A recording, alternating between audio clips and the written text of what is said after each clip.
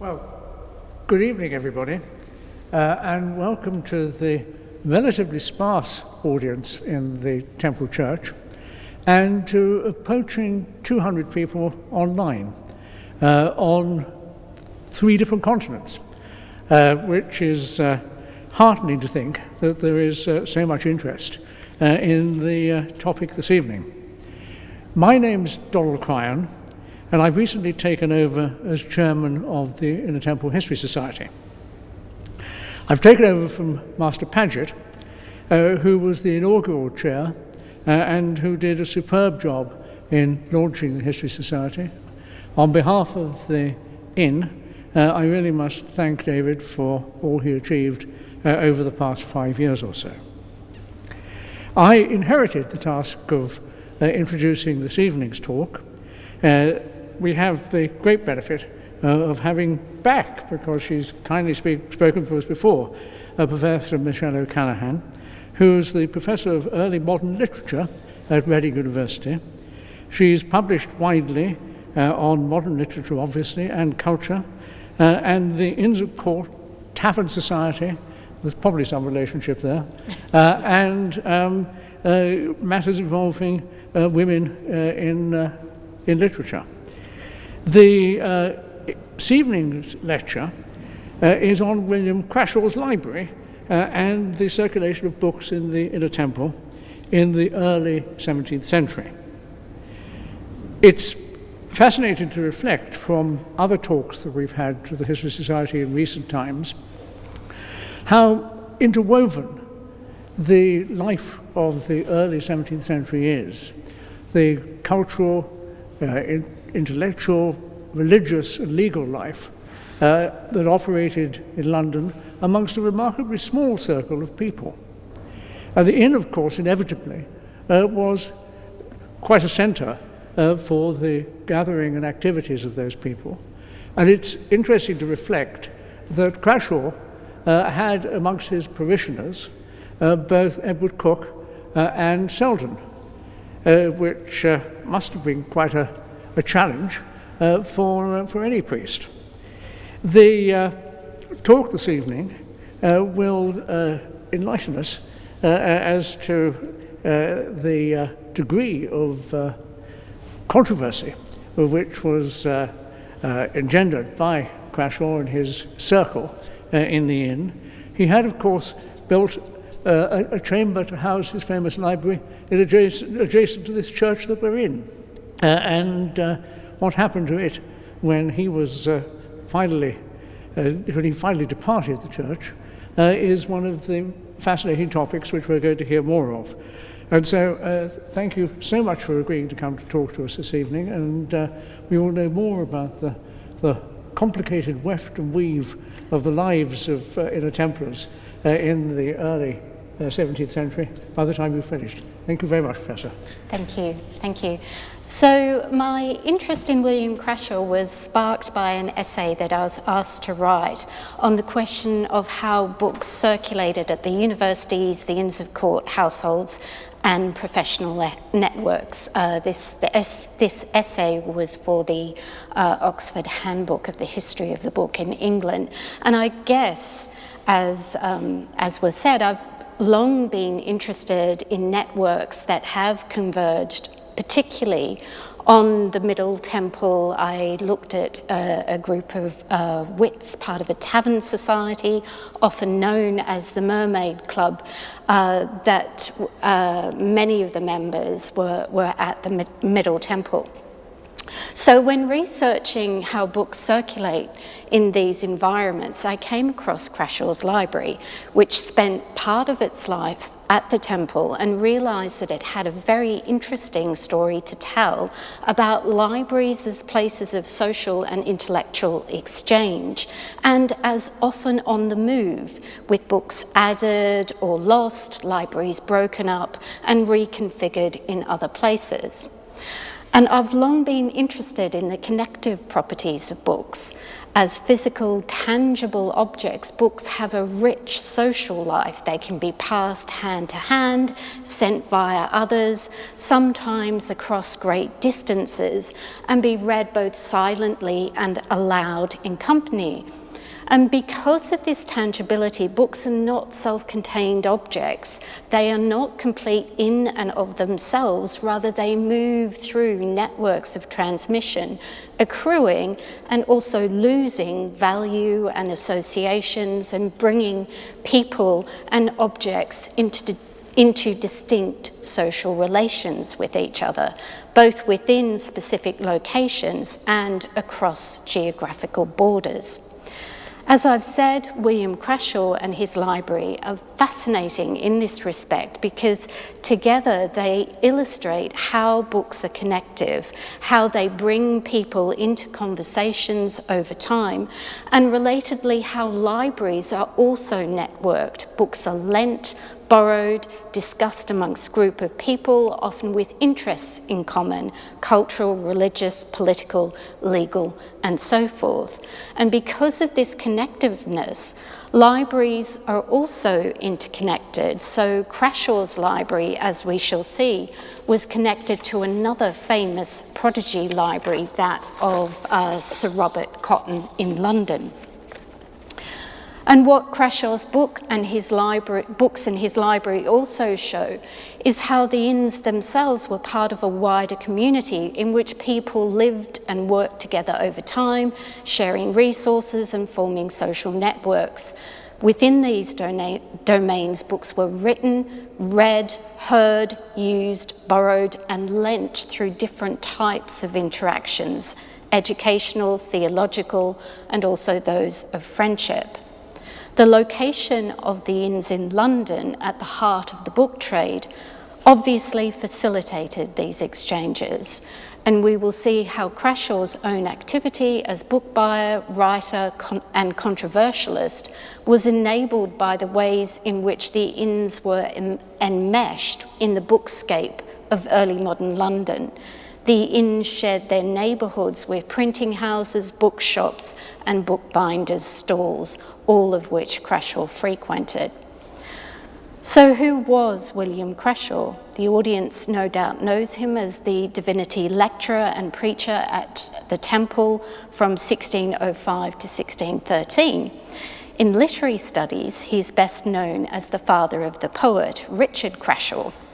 And as one of my colleagues said to me, perhaps unkindly, looking at the father, you can see why the son became a Catholic.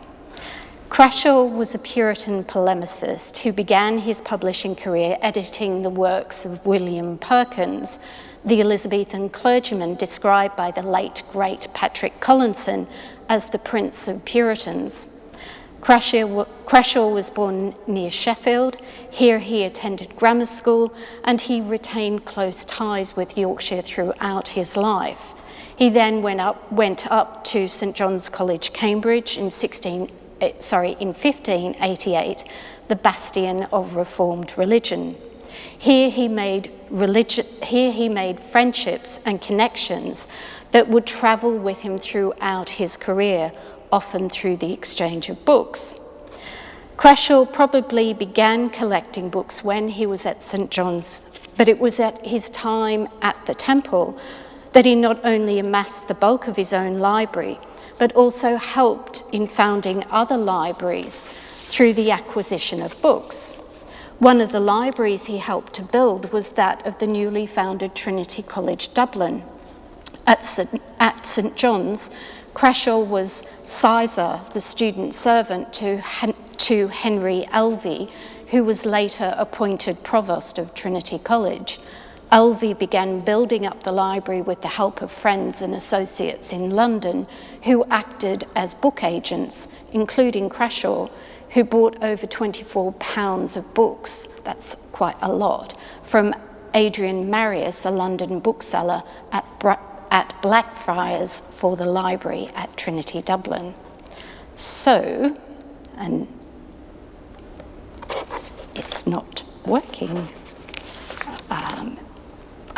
Now it is different. key. So where was Crashawes Library at the temple?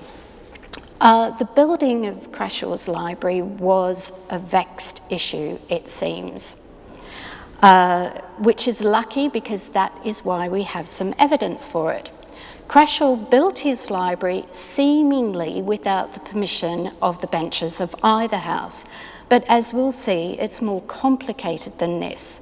In 1606, he petitioned the treasurers and benchers of the inner temple for a chamber, or failing that, an allowance to cover half of the rent of a chamber outside, but presumably near the temple.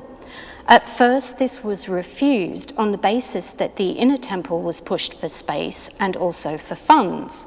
Then, in the records of the Middle Temple Parliament for the 3rd of June 1608, some 2 years later, is the demand that the newly finished building Crashawe had erected over the structure adjoining the temple church, possibly over another building, be taken down.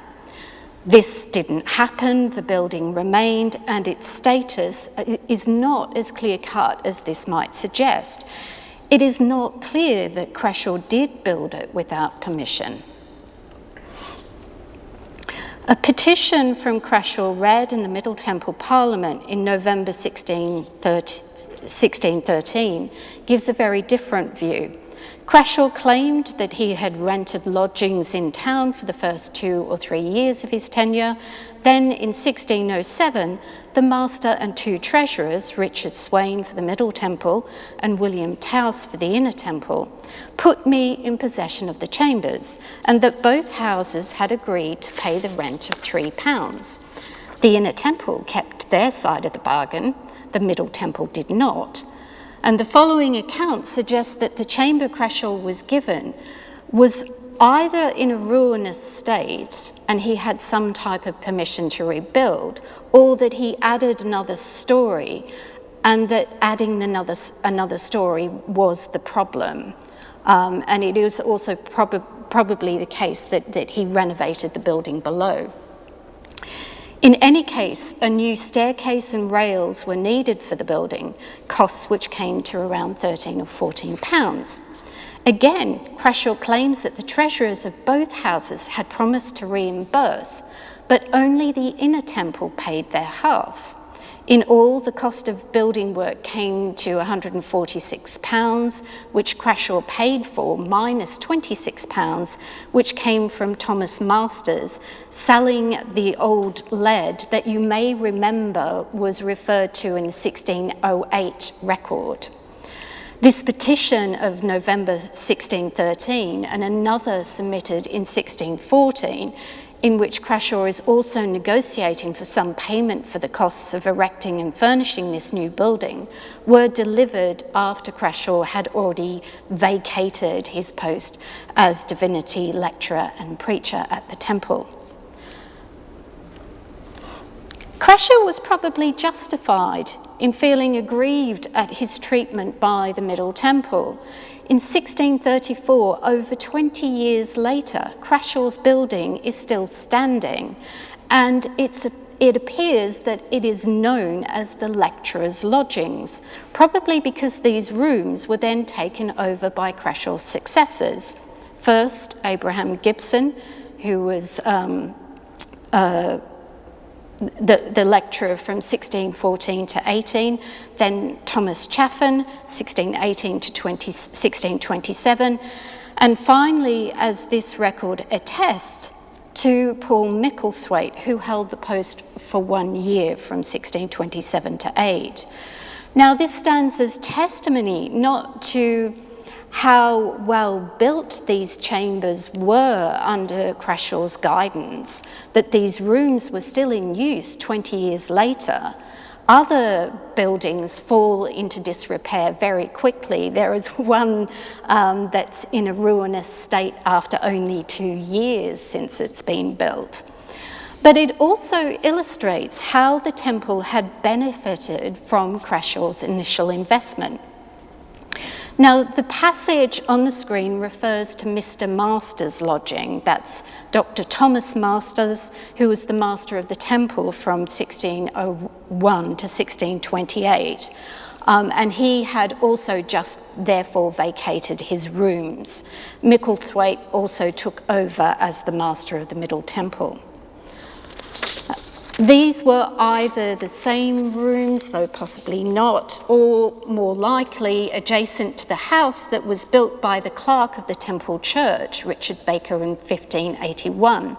And what this tells us is that in the late 16th and early 17th century, buildings were erected against the walls and also seemingly against the roof of the Temple Church and in the surrounding churchyard. And it reminds me of St. Paul's churchyard in this period, which was, as I've said, the heart of the book trade, and had booksellers and bookbinders' stalls built up against its walls, and you also had bookbinders in the old chapels inside the church. Towards the end of Crashaw's tenure, efforts were made to tidy this area. One Middleton, who had run a laundry business in the churchyard, washing and drying clothes in the open air, was moved on. And there were efforts to discover who had built a building over and against the chamber of Sir Edward Coke, blocking off his light. There were frequent complaints about buildings that had sprouted in the grounds of the middle and inner temples, blocking off light or overlooking recreational areas. And it seems that the buildings against the church also had blocked its windows. In November 1611, it was ordered that a chamber and a staircase be demolished of chambers newly built against the church wall to let in light into the Temple Church. Now, you may remember that it was the Middle Temple that ordered Crashaw's buildings be demolished, and this tells us that his building was on the Middle Temple side of the church. The other side belonged to the Inner Temple. That said, territorial divisions were not so clear-cut, and there was often uncertainty over which house was responsible for which bit of the precinct, and there were various efforts throughout this period to resolve confusion and tension by mapping out the chambers.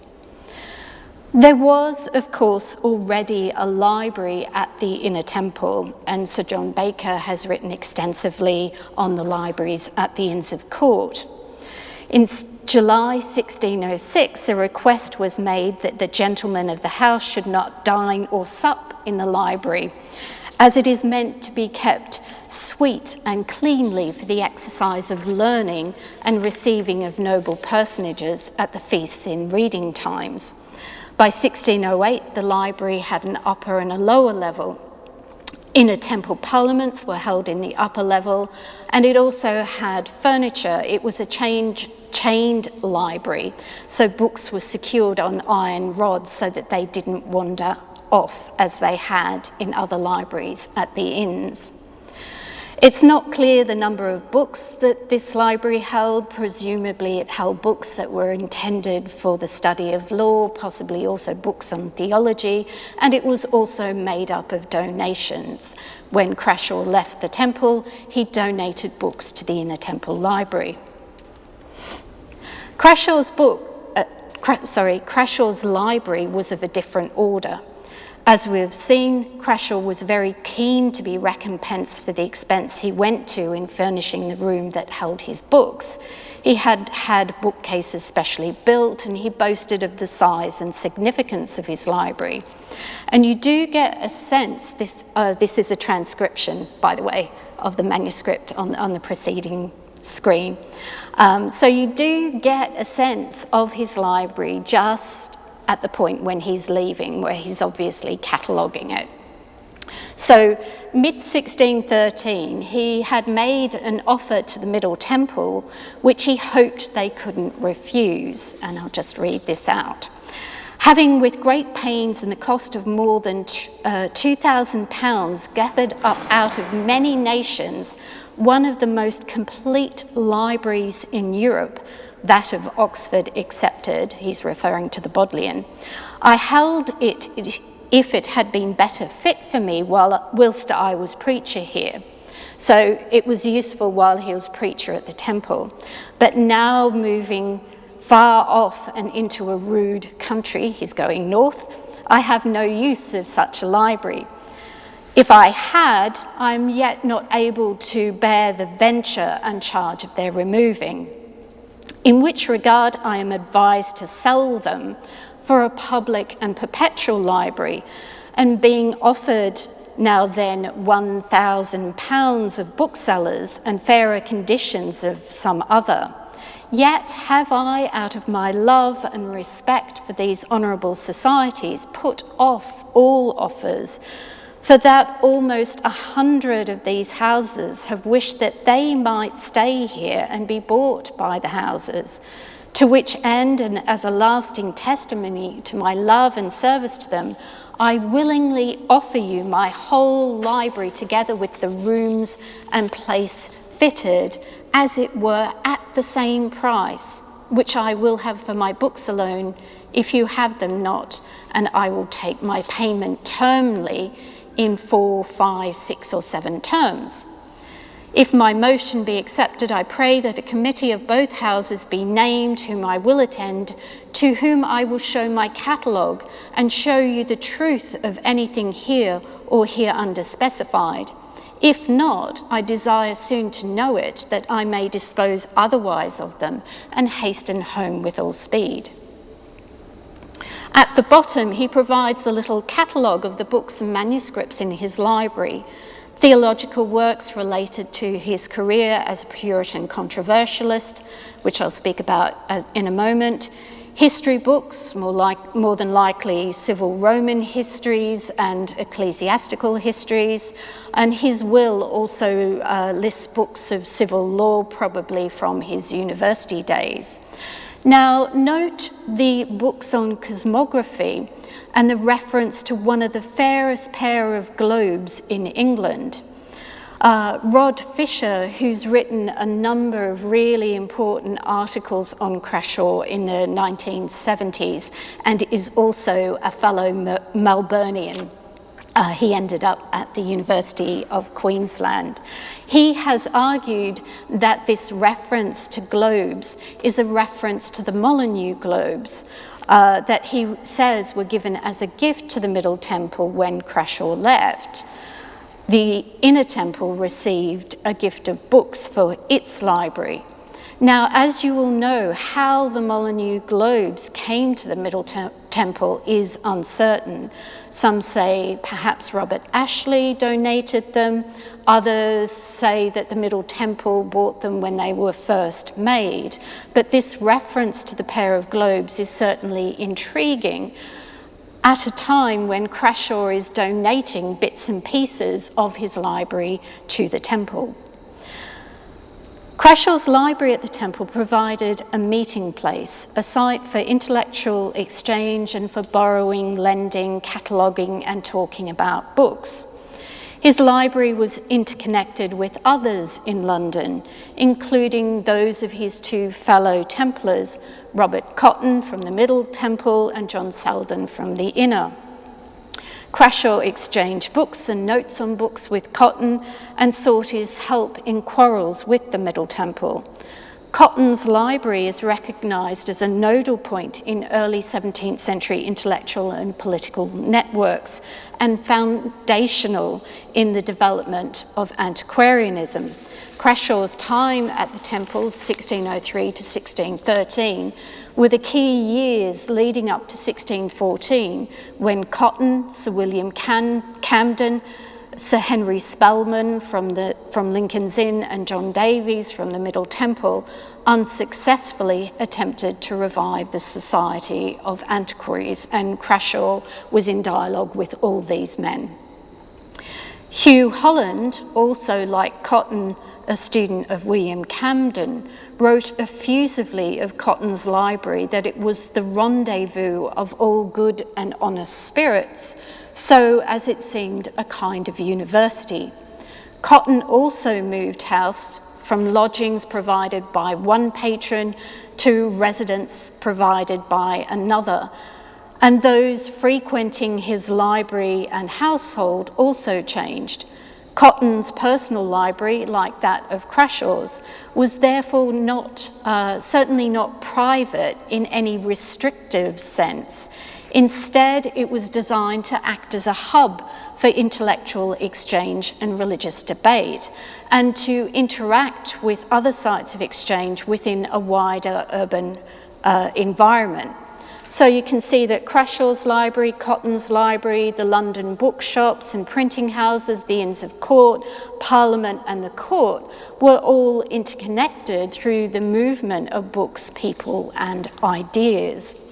Over time, these configurations changed as people moved, others returned, libraries were dispersed and reconstituted elsewhere. And all these movements were meaningful, registering and influencing the shifting political, religious and intellectual climate across the late 16th and early 17th centuries.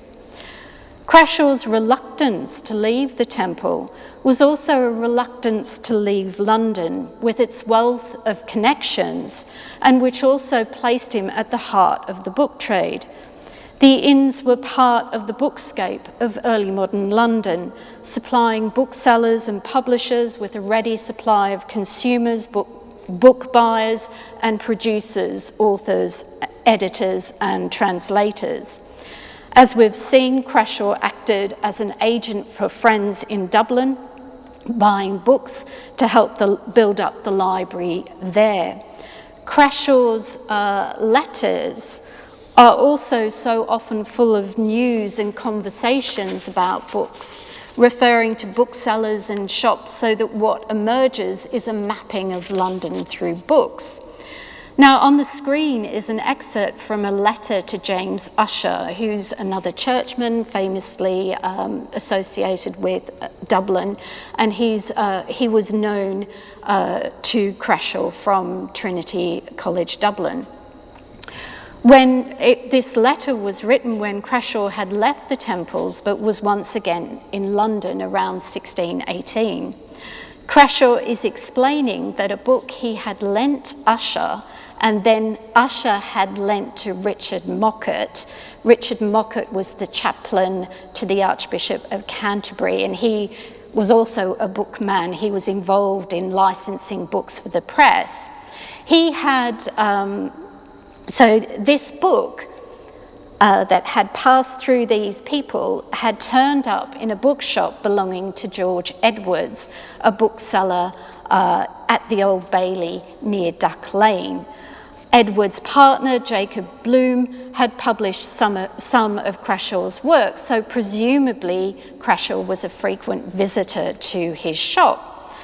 Edwards had clearly also brought up Richard Mockett's library after he died in 1618, and that's why this book ends up in his shop. Crashawe wants his book back. Edwards says he can't have it, and so Crashawe asks Ussher to intervene on his behalf. Presumably, he's meant to explain to Edwards how Crashaw's book got into Mockett's library. But what this letter gives us is a glimpse into the life of an avid book collector in early modern London and the various transactions around the business of books. Having a base in London at the Temple also facilitated Crashaw's own publishing career.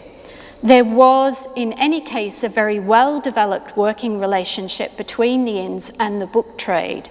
The early pre-Reformation print trade had serviced clerical communities. Post-Reformation, the inns and also the universities continued to provide printers and booksellers with highly lucrative and highly literate markets.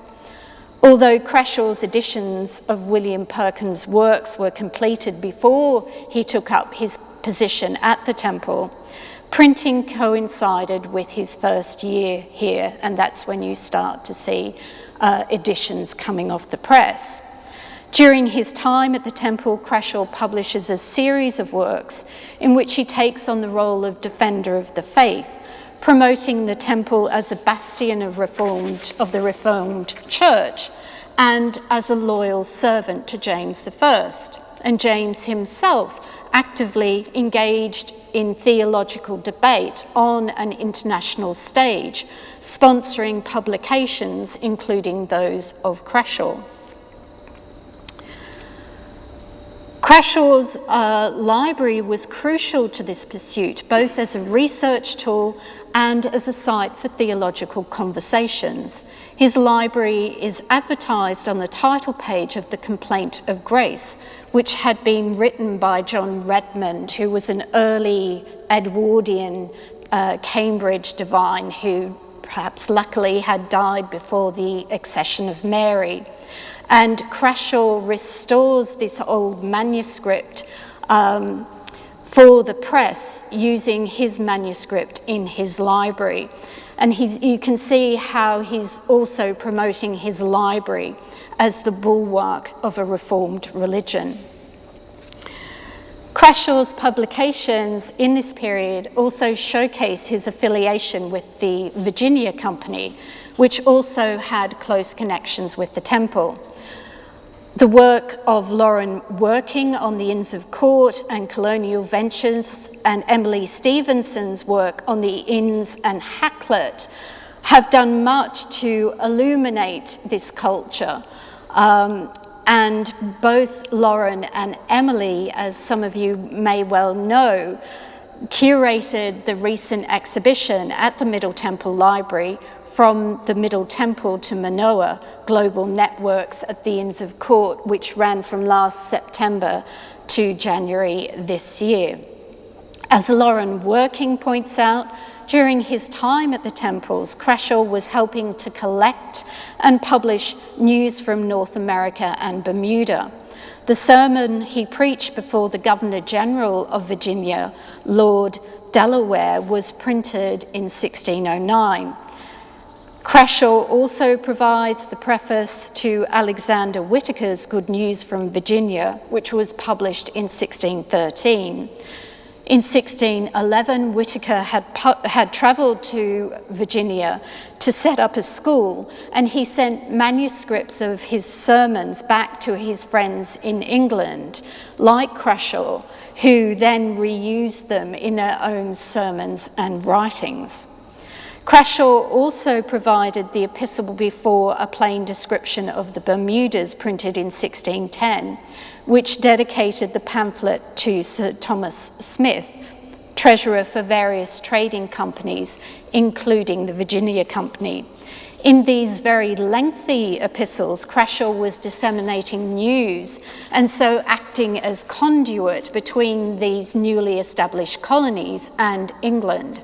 So Crashawe's presence at the temple and engagement with its colonial networks fostered and facilitated these exchanges, often across great distances. But Crashawe finally did leave his rooms at the temple in 1613, although he returned regularly to London. So finally, I want to pick up the story of Crashawe and his library again in 1622. After Crashawe moved his library out of the temple, also giving away some of its contents as gifts, it appears that in 1615, the bulk of his library, some 200 volumes of manuscripts and about 2,000 printed books, went off to Southampton House off Chancery Lane, the home of Henry Wroxley, Earl of Southampton, who possibly knew Crashawe through the Virginia Company connection. About 1,000 books and 162 manuscripts then went to St John's College, Cambridge, and they form the basis of the old library at St John's.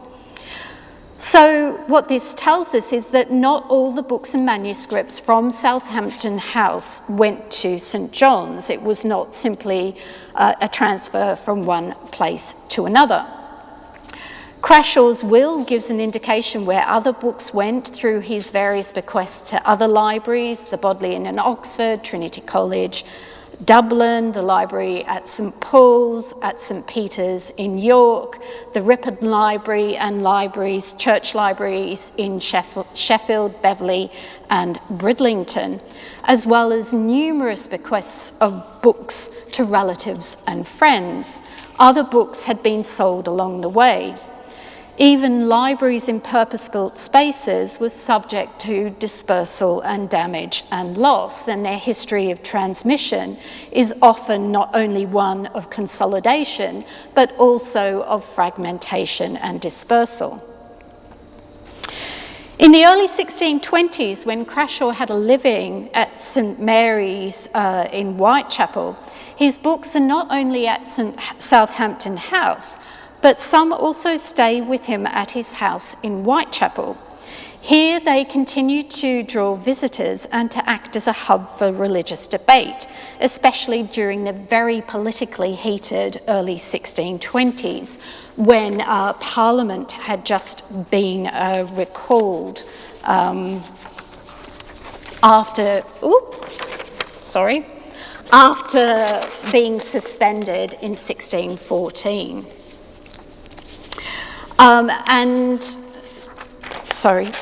So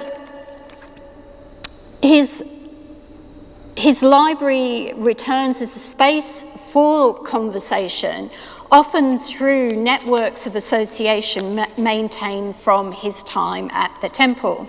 So in early October 1622, Simon D'Ewes, the great diarist, who was then a student at the Middle Temple, not being able to make any great progress in my studies, visited his friend Thomas Masters, the former master at the Middle Temple, who was newly come to town. And you may remember Masters from Crashaw's earlier 1613 petition. Crashawe was with Masters, and together they discuss some rare books as Puritanus, Procenius, Corona Regia, or Manet's Casaboni. Now these are books of religious controversy, and a few, as we will see, are very illicit books. They had been banned. Crashawe also had in his possession a new poem, The Interpreter, which praised Puritans as defenders of English liberties and had been published in Edinburgh in 1622 to avoid the current restrictions on the press. D'Ewes took the pains with mine own pen to write it out, returning the next day to borrow a copy of this poem, The Interpreter, to copy it out in full. Crashaw's books hold manifold delights, and D'Ewes says that in his library I spent my time well, and he lent me home to take home with him a terrible book called Puritanus. Puritanus was a Latin book written by William Wright, a Jesuit, and his brother, that had been publicly burnt soon after it was published in 1609, the earlier time when Crashawe was at the temples. When Puritanus first appeared, Crashawe, then, as I've said, a preacher at the temple, had circulated a copy as part of his publishing campaign to reveal Catholic errors.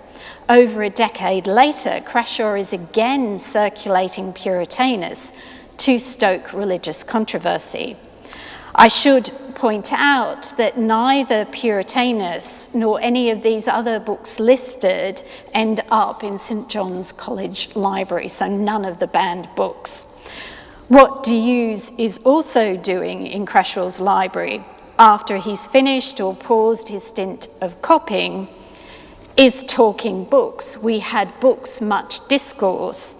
And he's also talking with Crashawe, and they engage in political conversation or political gossip about current affairs at court to do with George Villiers, Duke of Buckingham, and also Francis Bacon, who had just very spectacularly fallen from grace. Crashaw's library provides an example of the ways in which collecting and the dispersal of libraries open these sites to wider networks, both of curation and association. So just to close with the points that I made at the start of this paper, Crashawes Library illustrates how books are connective, how they bring different people into conversations over time, over space, and how libraries themselves are also networked. Books are lent, borrowed, discussed amongst groups of people, often with interests in common. As was the case in 1622 with the young Simon D'Ewes and Crashawe, who were brought together by a mutual connection at the inn's Thomas Masters. Interestingly, D'Ewes is also visiting Sir Robert Cotton's library at this time and spending also lots of time copying out books and in conversation. And it's because of this connectedness that libraries have these incredibly rich social and intellectual histories. So thank you.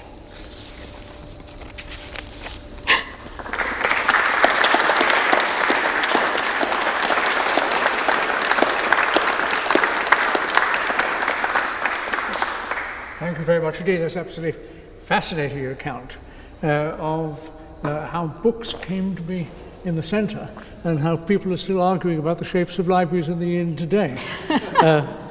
But we have now some time for questions.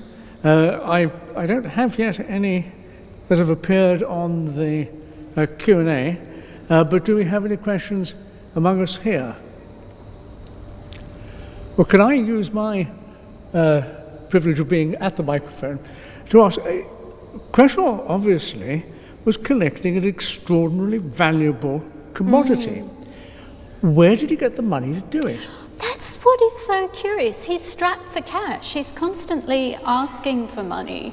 So he's constantly petitioning the Middle Temple for money, and they don't stump up the cash.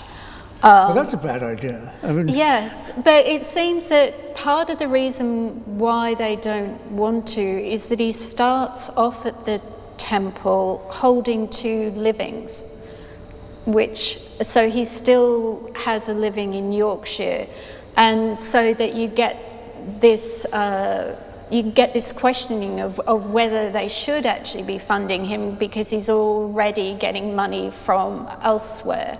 But yes, it is interesting where he does get his money. He is very, very well connected in Yorkshire with the members of the nobility there, so Lord Sheffield. So perhaps it's through patronage they can see that, you know, he has a very good eye for books. They support his theological work.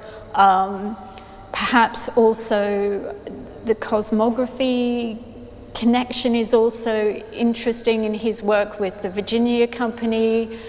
So the Earl of Southampton's later interest in Crashawe. He obviously attracts a lot of interest. James is also more than willing to support Crashawe.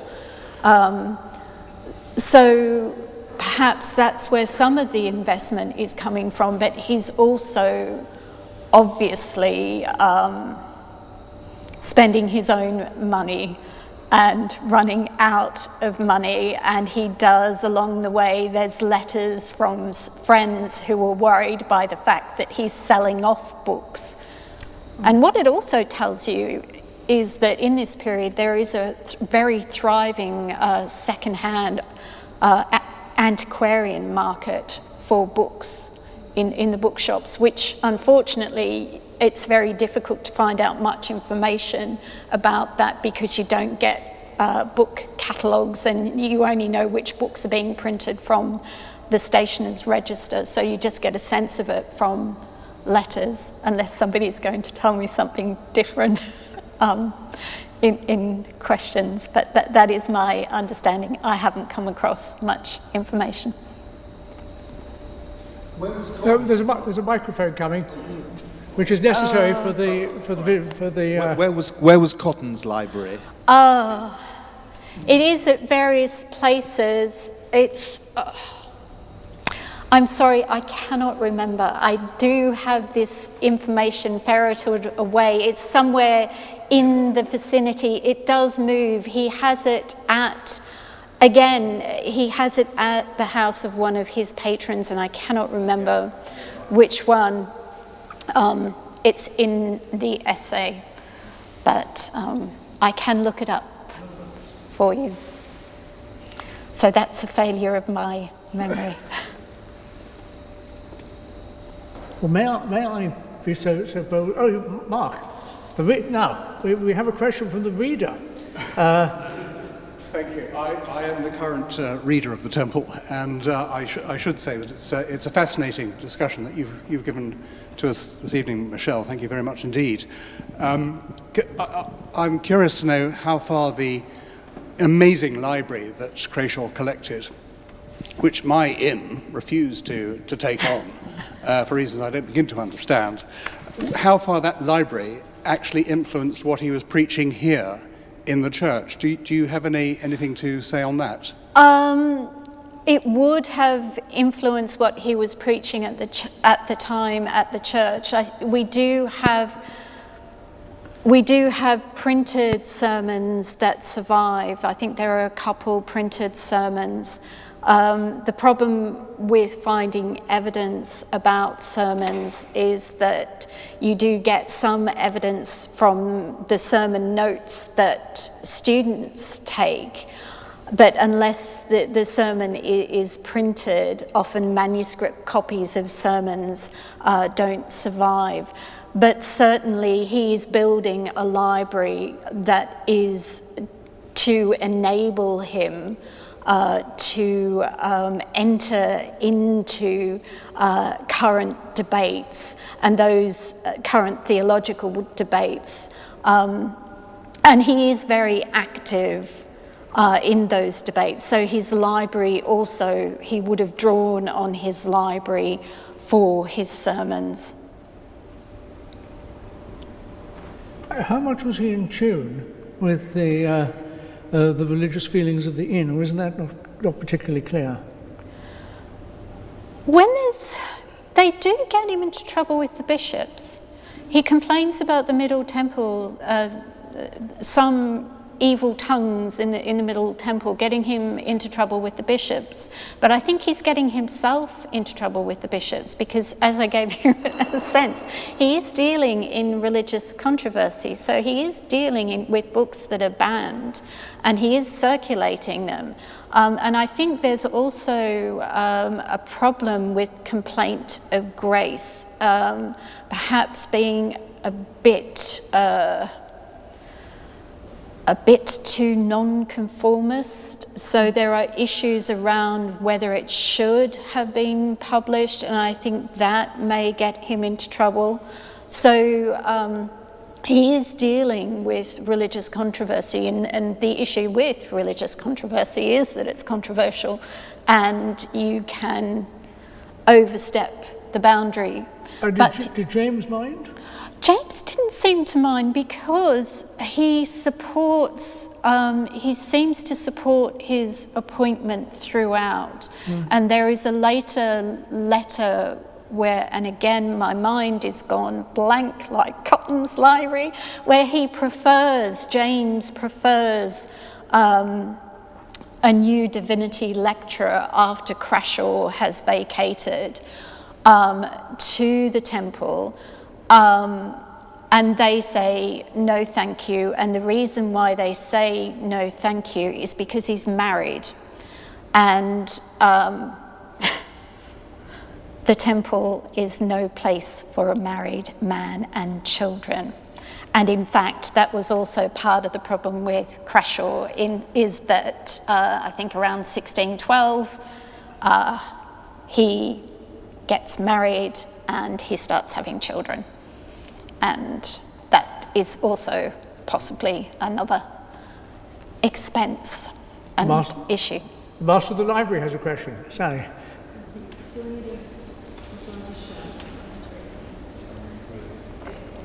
Well, I just wanted to ask whether, there was a library, and there was certainly an inner temple library at that time, and I think there was a middle as well. And were the books mixed at all, or were these two? Was Crashawes operating as a completely separate entity?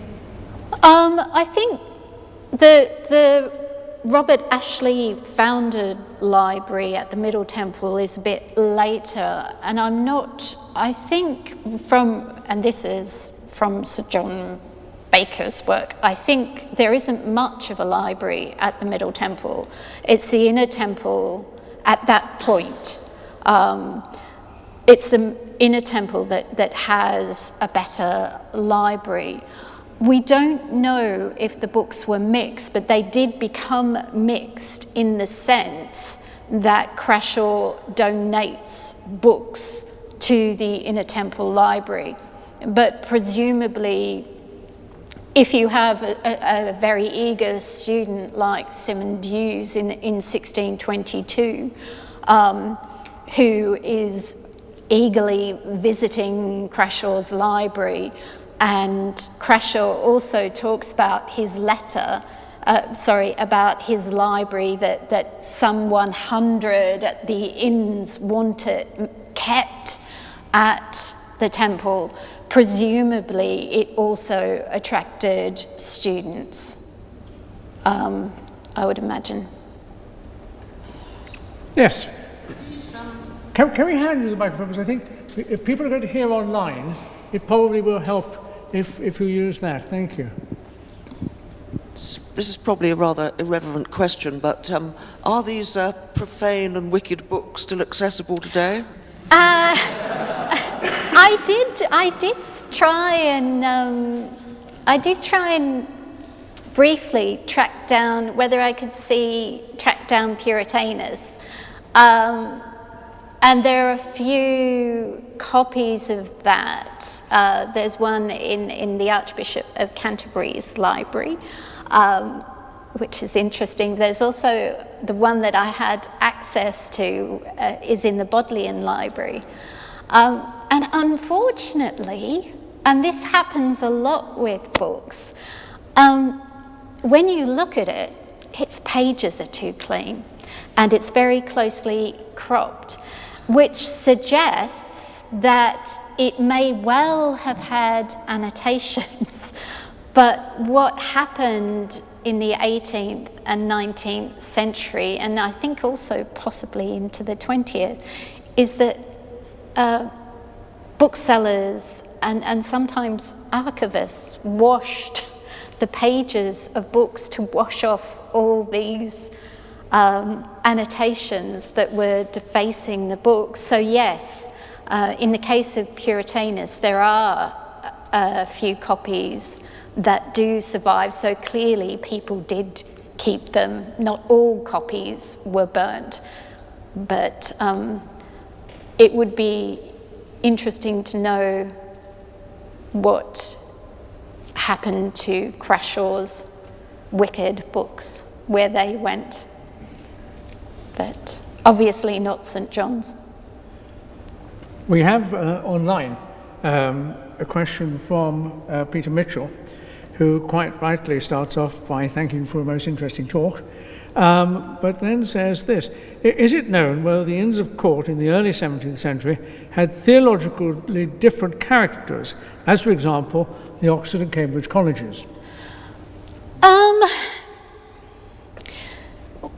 Well, Wilfrid Prest, the preachers at all the Inns of Court tend to be on the more sort of Reformed Puritan edge, but that isn't the case with all members of the inns, and so he surmises that why you tend to, across the board, seem to have these sort of more reformed preachers at the temples is because of the danger of Catholicism. Is that, there was the concern that students were too open to Catholicism, so they needed a good dose of preaching. So actually, this is according to Wilfred Prest, there seems to be more conformity amongst the inns in this period. Yes, that's interesting. Yeah. Probably the dangers of being led astray in London are manifold. Well, I think the inns have always had problems with that, yes. I'm just looking. I don't have any other questions online.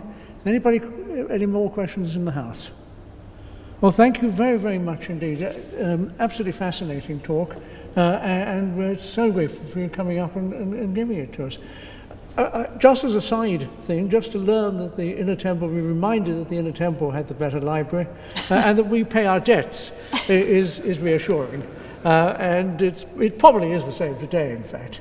But there's nothing like being a controversialist as one's talking about Crashawe.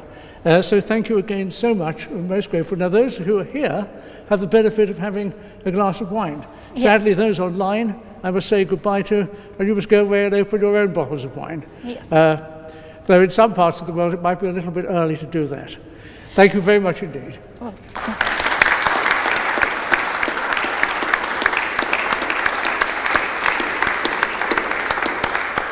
and I'd like to say thank you to you because, as I said to you, this is my first public lecture that I have given in 2 years, and I did feel rather rusty, so thank you very much for such a welcoming audience. A glass of wine. Thank you.